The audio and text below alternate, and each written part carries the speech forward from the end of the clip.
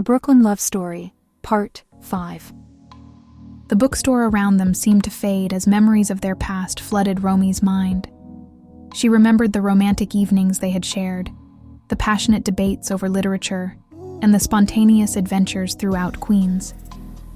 They had spent countless hours in Flushing Meadows Corona Park, watched planes take off from LaGuardia, and explored the culinary delights of Jackson Heights and Astoria. Every moment with Eli had been filled with a sense of discovery and youthful exuberance. Their connection had been deep, built on a shared love of books and dreams of the future. They would ride the 7 train, the International Express, hopping off at random stops to immerse themselves in different cultures. Their weekends were filled with trips to Manhattan, where they wandered through Central Park, visited the Met, and got lost in the streets of the West Village. Each day with Eli was an adventure, and Romy had never felt more alive. But as graduation approached, life had pulled them in different directions. Eli moved to California for a job, while Romy stayed in New York for graduate school. Despite their efforts to maintain their relationship, the distance proved too great, and they eventually drifted apart. The final days of their relationship had been bittersweet, filled with long talks and heartfelt promises that they couldn't keep.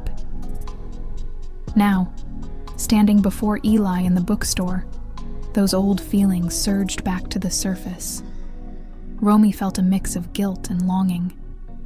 She was torn between the life she had built with Jackson and the intense emotions that Eli's presence stirred within her.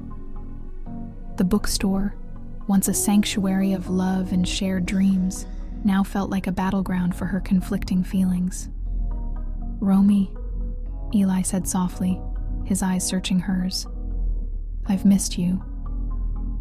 Before Romy could respond, Jackson called out to her from across the store.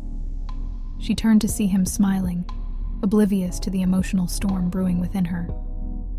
She knew she needed to make a choice, but her heart was caught between the past and the present. As the sun began to set, casting a warm glow over the bookstore, Romy stood at a crossroads. The music faded, but the scent of Versace Dreamer lingered, a reminder of a love that had never fully died. She had to decide whether to embrace the memories and emotions Eli had stirred, or to remain faithful to the life and love she had built with Jackson. Romy took a deep breath, her mind a whirlwind of thoughts and feelings. She knew that whatever choice she made, it would shape the rest of her life. As she looked between Eli and Jackson, she realized that her story was far from over. The next chapter was just beginning, and only time would tell where it would lead her. Thank you for listening. Like and subscribe. Part 6 coming soon.